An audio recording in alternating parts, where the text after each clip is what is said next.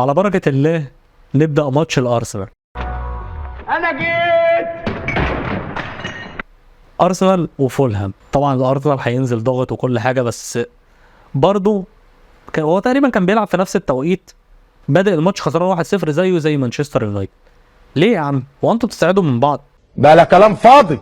أرتيتا نزل بالتشكيل من غير فيرود، بيلعب من غير نيكيتيا، مع انه جربها قبل كده وما جاتش معاه، ولما لعب نيكيتيا قالت معاه. عارف انت عارف ان فرقتك مش هتعرف تلعب من غير فيرود، انت خطورتك على اطراف، واحنا عارفين ساكا من على اليمين ومارتينيلي من على الشمال، لعيبه حريفه وسريعه ويخترقوا اي دفاع وعندهم حلول كتير.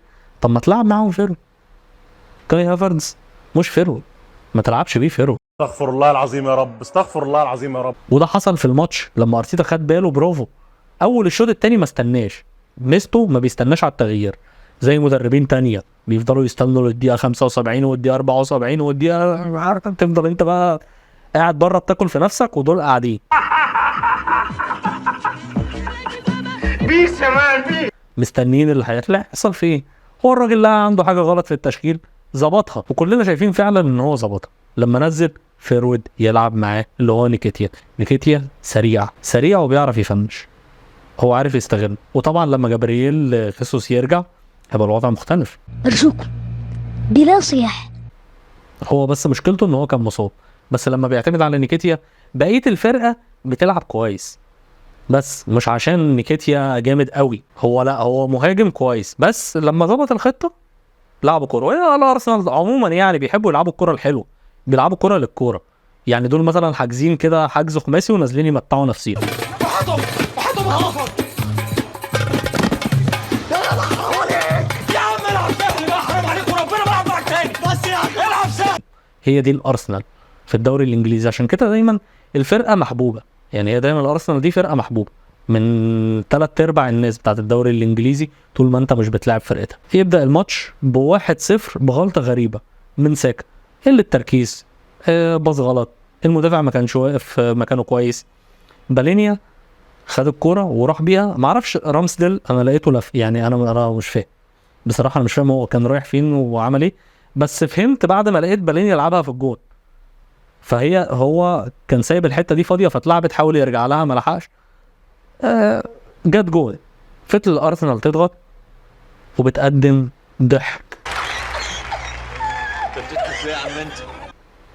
الارسنال قعدت تقدم ضحك لغايه ما جابوا البلانتي، وبعد البلانتي والله فضلوا يقدموا ضحك برضه. يعني هو فضلوا يعملوا هجمات من الجنب ويوصلوا، هم ما بيوصلوش، هم كانوا بيوصلوا، بس بعد ما بيوصلوا احنا مش يعني في حاجات مش مقبوله. يعني في كوره جت لساكا وهو لوحده لعبها في مناخيره ضربت في الارض راحت كده. اللي يلعب معاك مش عارفين ده مارتينيلي يرقص ويعدلها وعلى يمينه وتلاقي الجون مسكها. يا عم بتبعتنا ليه طيب؟ بتحسسنا ان الكوره اتشاط في الجون ليه؟ برضه هجمه تانية في الدقيقه 10، كوره ملعوبه عرضيه، ساكا حطها في القلب لكاي هافرتز اللي جاي من ورا وداخل في الكوره، بس حرف يمين طلاق لازم يرجعها لساكا تاني. ما تلعبها في الجون يا عم، ترجعها لساكا تاني ليه؟ الضحك ده فضل شغال الشوط الاول كله لغايه ما جه الشوط التاني ونزل نيكيتيا، وابتدت الارسنال برضه بتلعب ان هي تحط جون. في خلال الشوط الاولاني فولهام ما كانتش واقفه، فولهام راحت بهجمتين 3 اتلعبوا على الجون، كانوا ممكن برضه، بس هم ما عندهمش الشراسه الهجوميه قوي. الشوط الثاني في الدقيقه 66 بيجي بلانتي للارسنال بيطلعهم من حاله التوهان والحاجات العجيبه اللي كانوا بيعملوها دي عشان يتعادلوا ويبقوا 1-1. وبعديها يجي الجون الثاني برضه من نيكيتيا الفيرود. انا بس عايز انت بتتفرج على يورجن كلوب كتير؟ ما هو بصوا يا جدعان، ما هي لو موضه تلعبوا باولو منتج يا باولو. هو مش فرقه مش قويه، يعني الفرقه الاقوى هي اللي بتلعب من غير فيرود، لا مش ده الصح. هم مفيش غير فرقه واحده عملتها وكانت بنفذها 10/10، برشلونه دي الوحيده اللي شفناها بنلعب من غير فيرود ومش محتاجه فيرود اصلا، هو كان مين بيلعب. لكن انتوا بتعملوا ايه؟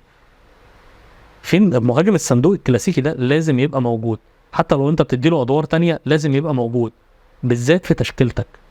الله يحرق اليوم يا اخي اللي شجعت فيه النادي ده.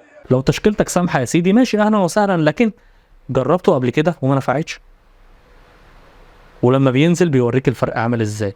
الارسنال فضل يلعب ويضغط وجا في اخر 10 دقايق كوره هجمه مرتده من نيكيتيا اللي مسته سرعته، خد كوره وبيجري، المدافع لعب معاه رجبي. ما كانش صح تعمل كده. هلا هو نسى ان هو لعيب كره قدم وقال انا هاخده بالحضن عشان ده هيروح. هو فعلا ما كانش هيعرف يوقف من سرعته ويتطرد. بس حظهم الحلو ان الكورنر اللي جا منه الجون كان بعد الطرد على طول، ما كانش فيه وقت الارسنال يفضل يضغط فيه ويجيب جون ويموت الماتش. نيجي بقى للجون ده، اللعيبه بتاعه الارسنال كلها ولا واحد ماسك اللعيب اللي حط الكوره. يعني انتوا كلكم مش شايفينه؟ غلطه دفاعيه بحته بتكلف الارسنال نقطتين. ماشي. احنا مش عايزين الارسنال يضيع نقط عشان ما يحصلش اللي حصل الموسم اللي فات. الارسنال بدايته ما كانش بيضيع نقط اصلا، كان ماشي بالموسم كويس وفضل الاول لغايه اخر اسابيع الدوري. ما تجيش بقى انت الدوري ده تخيب وتضيع كده بدري. لا ما تضيعش بدري. عايزين نتفرج على كوره، احنا عايزين نشوف الارسنال بياخد الدوري. اعمل بقى لايك والسبسكرايب، يمكن الارسنال ياخد بطوله الدوري السنه دي. اعمل يا جدع لايك، اقرا لي، قول لي الله ينور، ما اشتمني.